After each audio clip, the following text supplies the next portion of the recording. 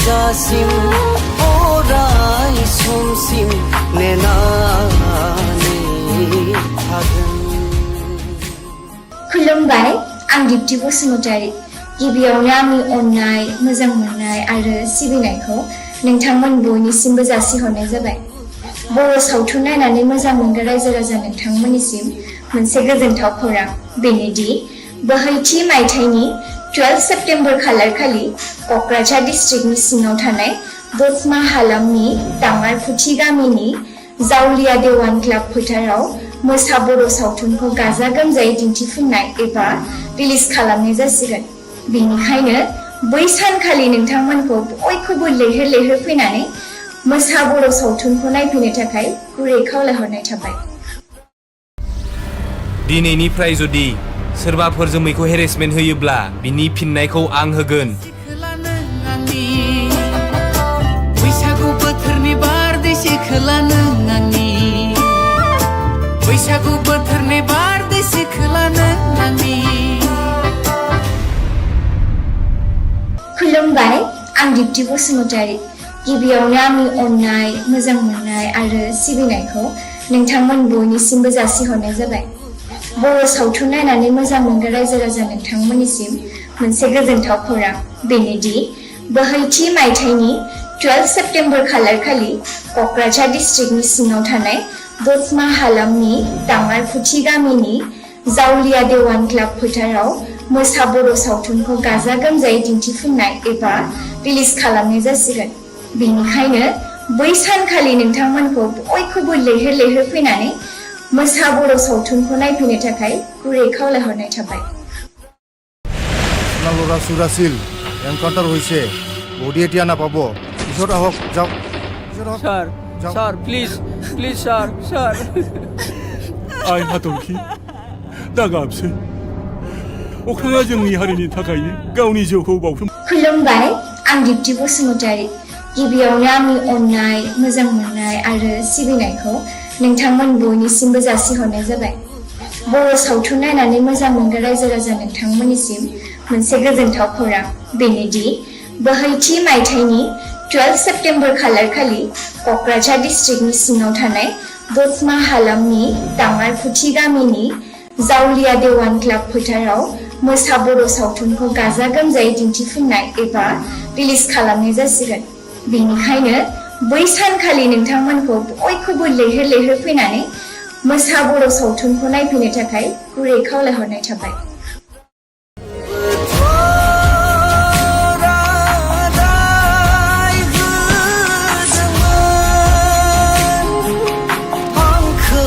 फैजासिम अराय समसिम नेनानै थागोन।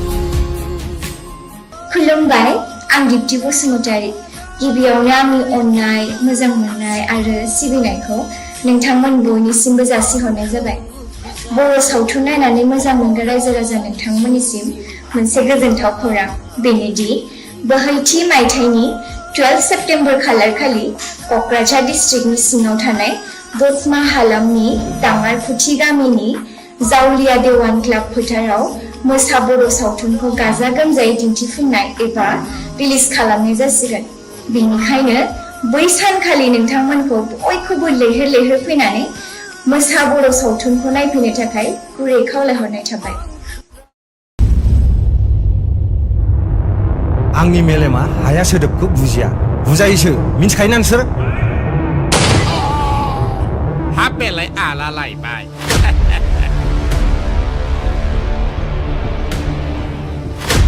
जोंहा गोजौ थाखोनिसिम मेरला सिना जाना दं दे बेखायनो जोंजों गाजुजि। गोदो राजा महाराजा जुगनिफ्रायनो बै गोजौ मासियाव जिरायग्रा दैदेनगिरिफ्रा गावसिनि लाबनि थाखाय गोरिब गुन्द्राफोरखौ बुथारलायहोदों, जुजिहोलायदों। खुलुमबाय, आं दिप्ति बसुमतारी। गिबियावनो आंनि अननाय, मोजां मोननाय आरो सिबिनायखौ नोंथांमोन बयनिसिमबो जासिहरनाय जाबाय। बर' सावथुन नायनानै मोजां मोनग्रा रायजो राजा नोंथांमोननिसिम मोनसे गोजोनथाव खौरां बेनोदि बोहैथि मायथाइनि 12 सेप्तेम्बर खालारखालि क'क्राझार डिस्ट्रिक्टनि सिङाव थानाय दतमा हालामनि दाङारफुथि गामिनि जावलिया देवान क्लाब फोथाराव मोसा बर' सावथुनखौ गाजा गोमजायै दिन्थिफुंनाय एबा रिलिज खालामनाय जासिगोन। बेनिखायनो बै सानखालि नोंथांमोनखौ बयखौबो लैहोर लैहोर फैनानै मोसा बर' सावथुनखौ नायफैनो थाखाय गुरै खावलायहरनाय थाबाय। मा खोमै दं जेनेबा आंनि देहायाव जे नों बेखौल' हास्थायो? खमाया नोंनि देहायाव नङा, नोंनि खर'आवसो। जेसे हायै सेंग्राफोर बुथुमदो, जों सुनिबार खालि दान्थालनि आदाखौ एटाक खालामगोन।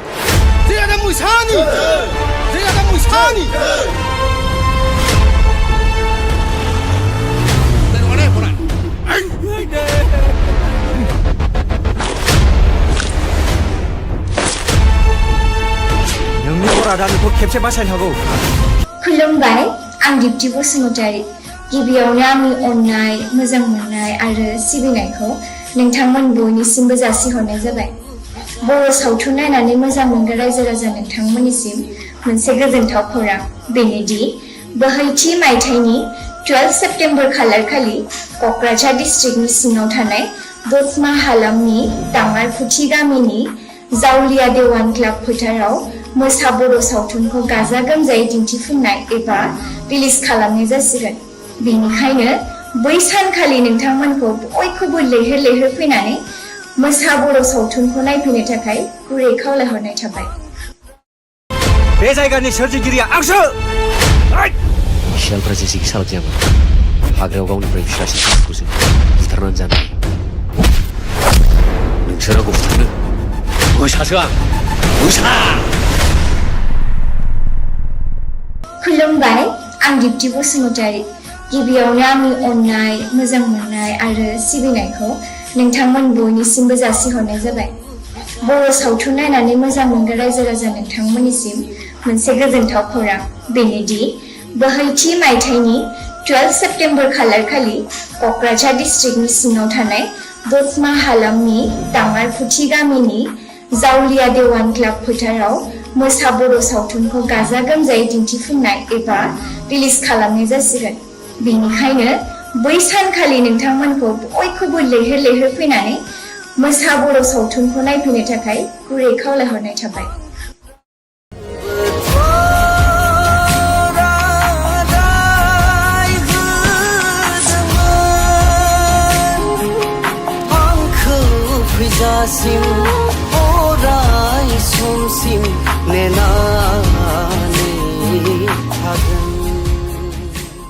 खुलुमबाय, आं दिप्ति बसुमतारी।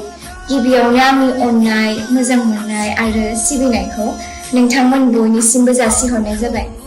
बर' सावथुन नायनानै मोजां मोनग्रा रायजो राजा नोंथांमोननिसिम मोनसे गोजोनथाव खौरां बेनोदि बोहैथि मायथाइनि 12 सेप्तेम्बर खालारखालि क'क्राझार डिस्ट्रिक्टनि सिङाव थानाय दतमा हालामनि दाङारफुथि गामिनि जावलिया देवान क्लाब फोथाराव मोसा बर' सावथुनखौ गाजा गोमजायै दिन्थिफुंनाय एबा रिलिज खालामनाय जासिगोन।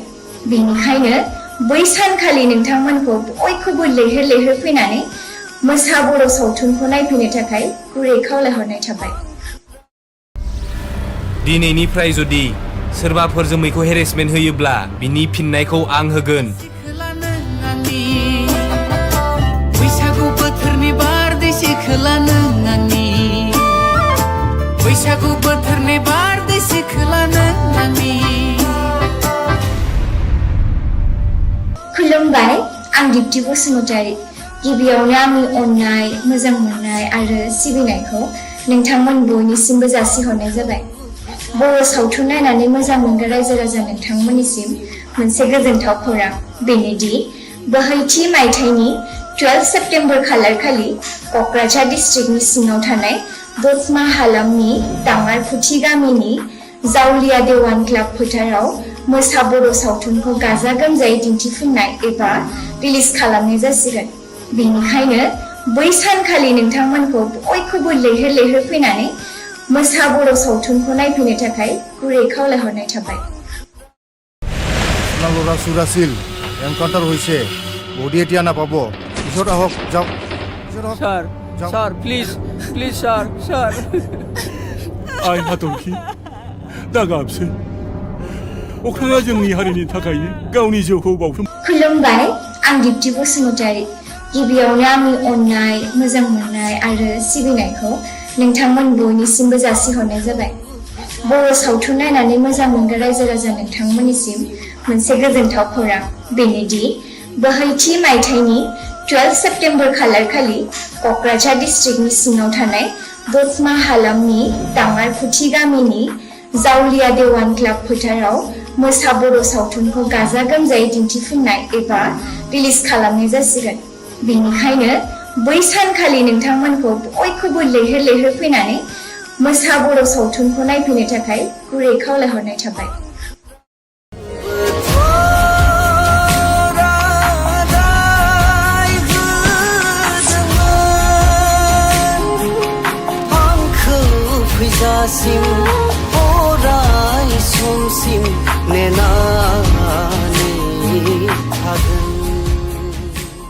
खुलुमबाय आं दिप्ति बसुमतारी गिबियावनो आंनि अननाय मोजां मोननाय आरो सिबिनायखौ नोंथांमोन बयनिसिमबो जासिहरनाय जाबाय बर' सावथुन नायनानै मोजां मोनग्रा रायजो राजा नोंथांमोननिसिम मोनसे गोजोनथाव खौरां बेनोदि बोहैथि मायथाइनि 12 सेप्टेम्बर खालारखालि क'क्राझार डिस्ट्रिक्टनि सिङाव थानाय दतमा हालामनि दाङारफुथि गामिनि जावलिया देवान क्लाब फोथाराव मोसा बर' सावथुनखौ गाजा गोमजायै दिन्थिफुंनाय एबा रिलिज खालामनाय जासिगोन बेनिखायनो बै सानखालि नोंथांमोनखौ बयखौबो लैहोर लैहोर फैनानै मोसा बर' सावथुनखौ नायफैनो थाखाय गुरै खावलायहरनाय थाबाय आंनि मेलेमा हाया सोदोबखौ बुजिया बुजायोसो मिन्थिखायोना नोंसोर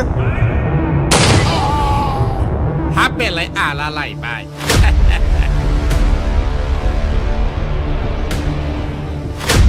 जोंहा गोजौ थाखोनिसिम मेरला सिना जाना दं दे बेखायनो जोंजों दाजुजि गोदो राजा महाराजा जुगनिफ्रायनो बै गोजौ मासियाव जिरायग्रा दैदेनगिरिफ्रा गावसिनि लाबनि थाखाय गोरिब गुन्द्राफोरखौ बुथारलायहोदों जुजिहोलायदों खुलुमबाय आं दिप्ति बसुमतारी गिबियावनो आंनि अननाय मोजां मोननाय आरो सिबिनायखौ नोंथांमोन बयनिसिमबो जासिहरनाय जाबाय बर' सावथुन नायनानै मोजां मोनग्रा रायजो राजा नोंथांमोननिसिम मोनसे गोजोनथाव खौरां बेनोदि बोहैथि मायथाइनि 12 सेप्टेम्बर खालारखालि क'क्राझार डिस्ट्रिक्टनि सिङाव थानाय दतमा हालामनि दाङारफुथि गामिनि जावलिया देवान क्लाब फोथाराव मोसा बर' सावथुनखौ गाजा गोमजायै दिन्थिफुंनाय एबा रिलिज खालामनाय जासिगोन बेनिखायनो बै सानखालि नोंथांमोनखौ बयखौबो लैहोर लैहोर फैनानै मोसा बर' सावथुनखौ नायफैनो थाखाय गुरै खावलायहरनाय थाबाय मा खोमै दं जेनेबा आंनि देहायाव जे नों बेखौल' हास्थायो खमिया नोंनि देहायाव नङा नोंनि खर'आवसो जेसे हायै सेंग्राफोर बुथुमदों जों सुनिबार खालि दान्थालनि आदाखौ एटाक खालामगोन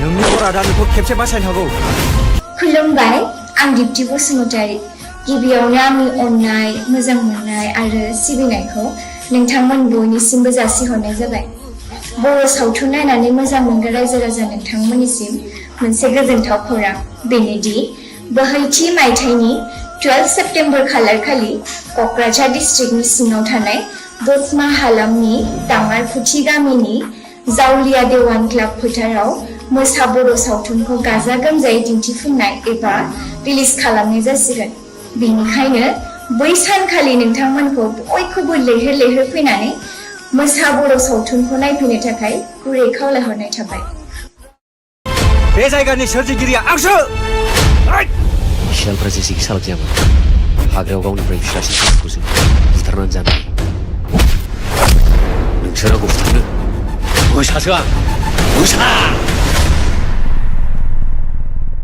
खुलुमबाय आं दिप्ति बसुमतारी गिबियावनो आंनि अननाय मोजां मोननाय आरो सिबिनायखौ नोंथांमोन बयनिसिमबो जासिहरनाय जाबाय बर' सावथुन नायनानै मोजां मोनग्रा रायजो राजा नोंथांमोननिसिम मोनसे गोजोनथाव खौरां बेनोदि बोहैथि मायथाइनि 12 सेप्टेम्बर खालारखालि क'क्राझार डिस्ट्रिक्टनि सिङाव थानाय दतमा हालामनि दाङारफुथि गामिनि जावलिया देवान क्लाब फोथाराव मोसा बर' सावथुनखौ गाजा गोमजायै दिन्थिफुंनाय एबा रिलिज खालामनाय जासिगोन बेनिखायनो बै सानखालि नोंथांमोनखौ बयखौबो लैहोर लैहोर फैनानै मोसा बर' सावथुनखौ नायफैनो थाखाय गुरै खावलायहरनाय थाबाय।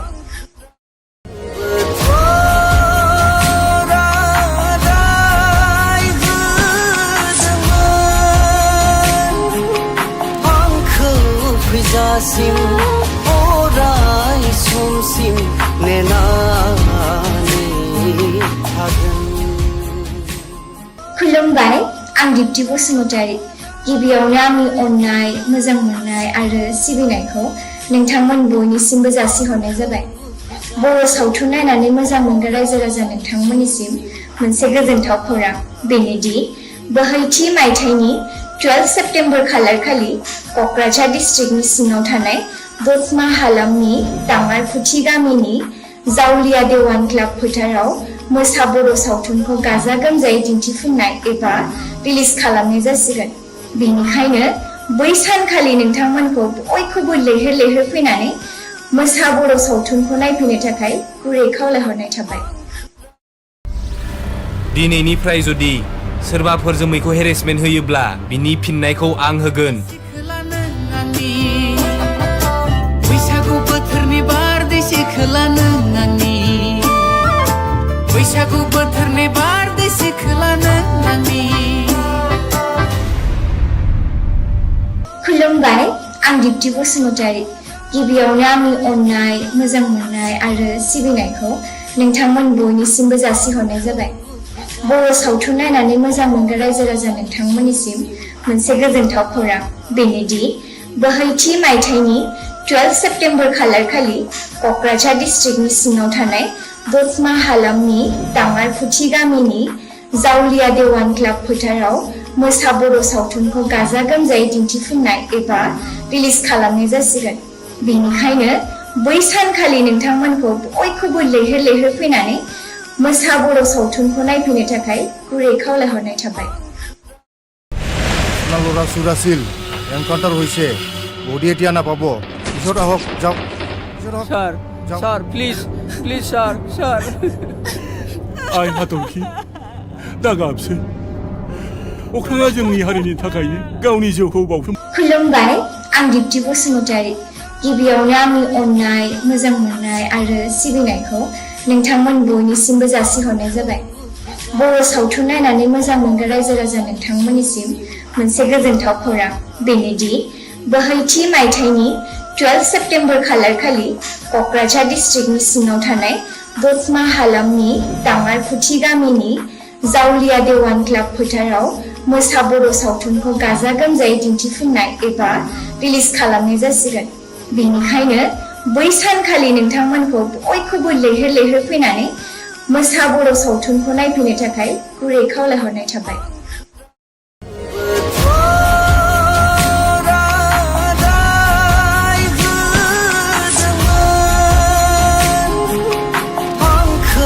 फैजासिम अराय समसिम नेनानै थागोन। खुलुमबाय, आं दिप्ति बसुमतारी। गिबियावनो आंनि अननाय, मोजां मोननाय आरो सिबिनायखौ नोंथांमोन बयनिसिमबो जासिहरनाय जाबाय।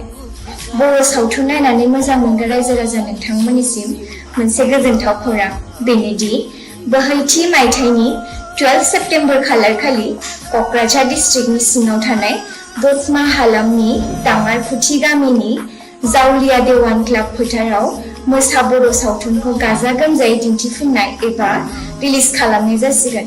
बेनिखायनो बै सानखालि नोंथांमोनखौ बयखौबो लैहोर लैहोर फैनानै मोसा बर' सावथुनखौ नायफैनो थाखाय गुरै खावलायहरनाय थाबाय। आंनि मेलेमा हाया सोदोबखौ बुजिया बुजायोसो मिन्थिखायोना नोंसोर? हाबेलाय आला लायबाय।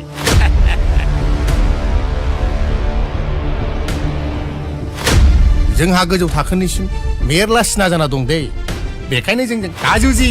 गोदो राजा महाराजा जुगनिफ्रायनो बै गोजौ मासियाव जिरायग्रा दैदेनगिरिफ्रा गावसिनि लाबनि थाखाय गोरिब गुन्द्राफोरखौ बुथारलायहोदों, जुजिहोलायदों। खुलुमबाय, आं दिप्ति बसुमतारी। गिबियावनो आंनि अननाय, मोजां मोननाय आरो सिबिनायखौ नोंथांमोन बयनिसिमबो जासिहरनाय जाबाय। बर' सावथुन नायनानै मोजां मोनग्रा रायजो राजा नोंथांमोननिसिम मोनसे गोजोनथाव खौरां बेनोदि बोहैथि मायथाइनि 12 सेप्टेम्बर खालारखालि क'क्राझार डिस्ट्रिक्टनि सिङाव थानाय दतमा हालामनि दाङारफुथि गामिनि जावलिया देवान क्लाब फोथाराव मोसा बर' सावथुनखौ गाजा गोमजायै दिन्थिफुंनाय एबा रिलिज खालामनाय जासिगोन। बेनिखायनो बै सानखालि नोंथांमोनखौ बयखौबो लैहोर लैहोर फैनानै मोसा बर' सावथुनखौ नायफैनो थाखाय गुरै खावलायहरनाय थाबाय। मा खोमै दं जेनेबा आंनि देहायाव जे नों बेखौल' हास्थायो? खमिया नोंनि देहायाव नङा, नोंनि खर'आवसो। जेसे हायै सेंग्राफोर बुथुमदो, जों सुनिबार खालि दान्थालनि आड्डाखौ एटाक खालामगोन।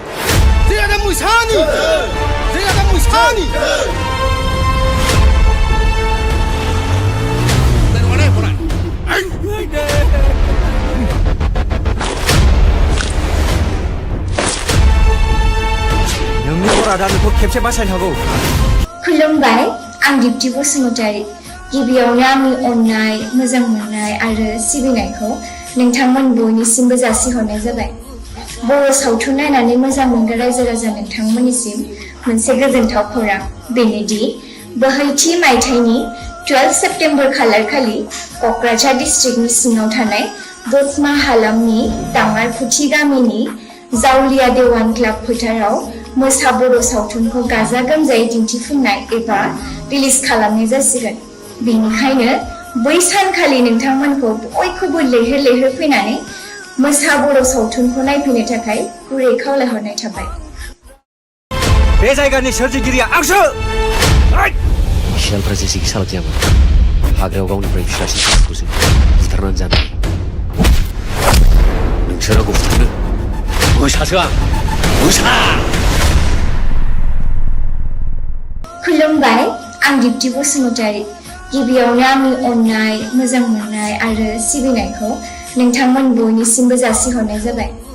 बर' सावथुन नायनानै मोजां मोनग्रा रायजो राजा नोंथांमोननिसिम मोनसे गोजोनथाव खौरां बेनोदि बोहैथि मायथाइनि 12 सेप्टेम्बर खालारखालि क'क्राझार डिस्ट्रिक्टनि सिङाव थानाय दतमा हालामनि दाङारफुथि गामिनि जावलिया देवान क्लाब फोथाराव मोसा बर' सावथुनखौ गाजा गोमजायै दिन्थिफुंनाय एबा रिलिज खालामनाय जासिगोन।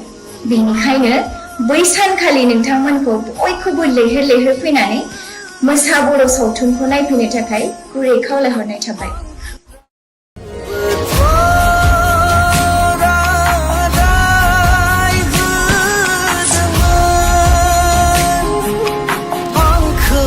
फैजासिम अराय समसिम नेनानै थागोन।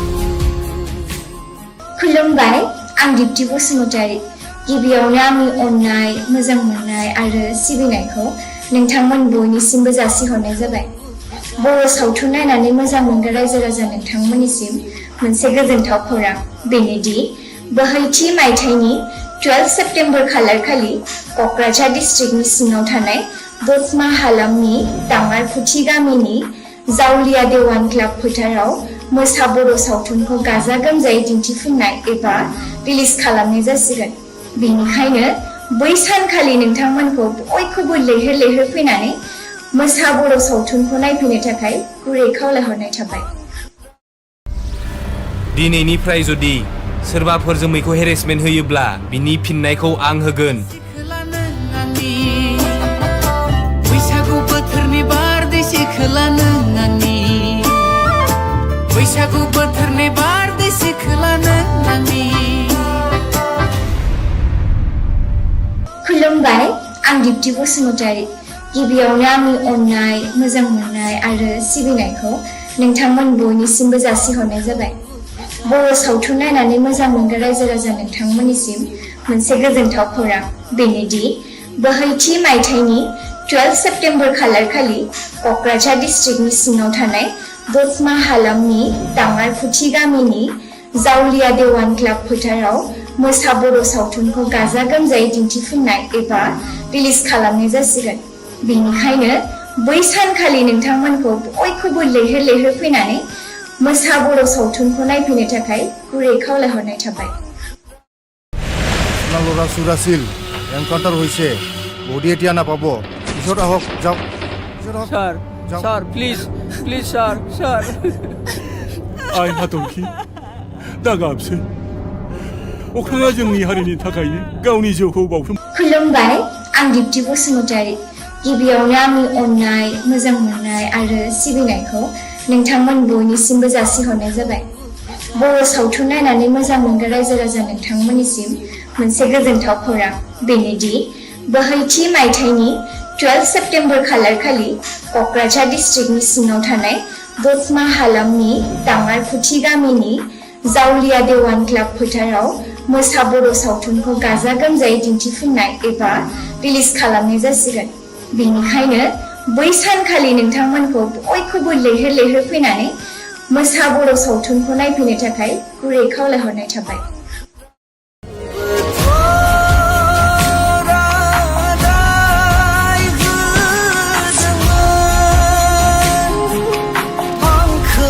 फैजासिम अराय समसिम नेनानै थागोन खुलुमबाय आं दिप्ति बसुमतारी गिबियावनो आंनि अननाय मोजां मोननाय आरो सिबिनायखौ नोंथांमोन बयनिसिमबो जासिहरनाय जाबाय बर' सावथुन नायनानै मोजां मोनग्रा रायजो राजा नोंथांमोननिसिम मोनसे गोजोनथाव खौरां बेनोदि बोहैथि मायथाइनि 12 सेप्टेम्बर खालारखालि क'क्राझार डिस्ट्रिक्टनि सिङाव थानाय दतमा हालामनि दाङारफुथि गामिनि जावलिया देवान क्लाब फोथाराव मोसा बर' सावथुनखौ गाजा गोमजायै दिन्थिफुंनाय एबा रिलिज खालामनाय जासिगोन बेनिखायनो बै सानखालि नोंथांमोनखौ बयखौबो लैहोर लैहोर फैनानै मोसा बर' सावथुनखौ नायफैनो थाखाय गुरै खावलायहरनाय थाबाय आंनि मेलेमा हाया सोदोबखौ बुजिया बुजायोसो मिन्थिखायोना नोंसोर हाबेलाय आला लायबाय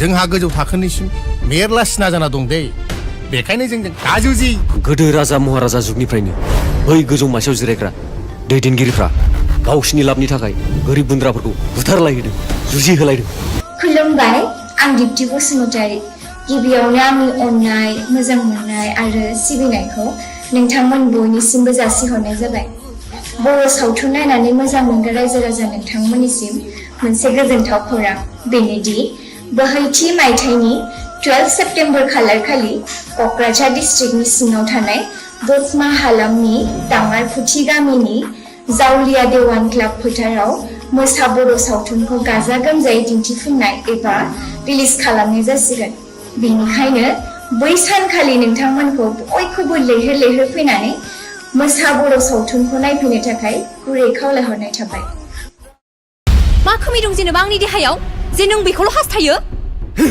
खमिया नोंनि देहायाव नङा नोंनि खर'आवसो जेसे हायै सेंग्राफोर बुथुमदों जों सुनिबार खालि दान्थालनि आड्डाखौ एटाक खालामगोन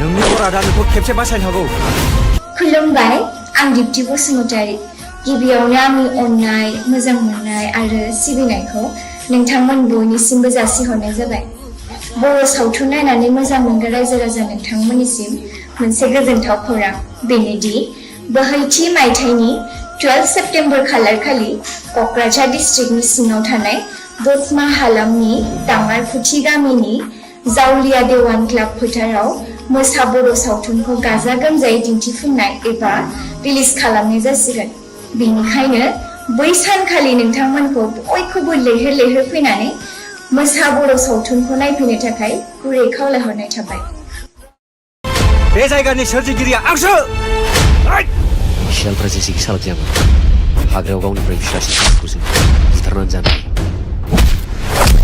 नोंसोर आंखौ बुथारनो मोसासो आं मोसा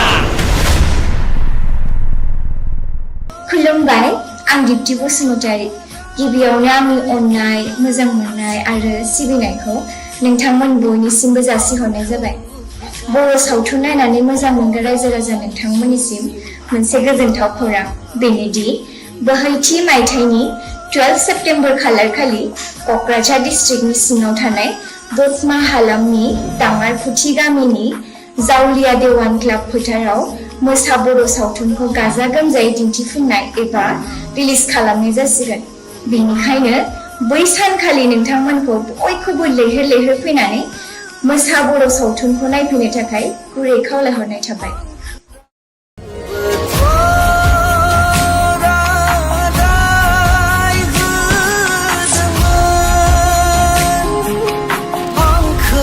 फैजासिम अराय समसिम नेनानै थागोन। खुलुमबाय, आं दिप्ति बसुमतारी। गिबियावनो आंनि अननाय, मोजां मोननाय आरो सिबिनायखौ नोंथांमोन बयनिसिमबो जासिहरनाय जाबाय। बर' सावथुन नायनानै मोजां मोनग्रा रायजो राजा नोंथांमोननिसिम मोनसे गोजोनथाव खौरां बेनोदि बोहैथि मायथाइनि 12 सेप्तेम्बर खालारखालि क'क्राझार डिस्ट्रिक्टनि सिङाव थानाय दतमा हालामनि दाङारफुथि गामिनि जावलिया देवान क्लाब फोथाराव मोसा बर' सावथुनखौ गाजा गोमजायै दिन्थिफुंनाय एबा रिलिज खालामनाय जासिगोन। बेनिखायनो बै सानखालि नोंथांमोनखौ बयखौबो लैहोर लैहोर फैनानै मोसा बर' सावथुनखौ नायफैनो थाखाय गुरै खावलायहरनाय थाबाय। दिनैनिफ्राय जुदि सोरबाफोर जोमैखौ हेरेसमेन्ट होयोब्ला बिनि फिननायखौ आं होगोन। बैसागु बोथोरनि बारदै सिख्ला नों आंनि बैसागु बोथोरनि बारदै सिख्ला नों आंनि। खुलुमबाय, आं दिप्ति बसुमतारी। गिबियावनो आंनि अननाय, मोजां मोननाय आरो सिबिनायखौ नोंथांमोन बयनिसिमबो जासिहरनाय जाबाय। बर' सावथुन नायनानै मोजां मोनग्रा रायजो राजा नोंथांमोननिसिम मोनसे गोजोनथाव खौरां बेनोदि बोहैथि मायथाइनि 12 सेप्तेम्बर खालारखालि क'क्राझार डिस्ट्रिक्टनि सिङाव थानाय दतमा हालामनि दाङारफुथि गामिनि जावलिया देवान क्लाब फोथाराव मोसा बर' सावथुनखौ गाजा गोमजायै दिन्थिफुंनाय एबा रिलिज खालामनाय जासिगोन। बेनिखायनो बै सानखालि नोंथांमोनखौ बयखौबो लैहोर लैहोर फैनानै मोसा बर' सावथुनखौ नायफैनो थाखाय गुरै खावलायहरनाय थाबाय। আপোনালোক চুৰাছিল এনকাউণ্টাৰ হৈছে বডি এতিয়া নাপাব পিছত আহক যাওক sir sir please please sir sir आइ हाथरखि दा गाबसै अख्राङा जोंनि हारिनि थाखायनो गावनि जिउखौ बावसोम। खुलुमबाय, आं दिप्ति बसुमतारी। गिबियावनो आंनि अननाय, मोजां मोननाय आरो सिबिनायखौ नोंथांमोन बयनिसिमबो जासिहरनाय जाबाय। बर' सावथुन नायनानै मोजां मोनग्रा रायजो राजा नोंथांमोननिसिम मोनसे गोजोनथाव खौरां बेनोदि बोहैथि मायथाइनि 12 सेप्तेम्बर खालारखालि क'क्राझार डिस्ट्रिक्टनि सिङाव थानाय दतमा हालामनि दाङारफुथि गामिनि जावलिया देवान क्लाब फोथाराव मोसा बर' सावथुनखौ गाजा गोमजायै दिन्थिफुंनाय एबा रिलिज खालामनाय जासिगोन। बेनिखायनो बै सानखालि नोंथांमोनखौ बयखौबो लैहोर लैहोर फैनानै मोसा बर' सावथुनखौ नायफैनो थाखाय गुरै खावलायहरनाय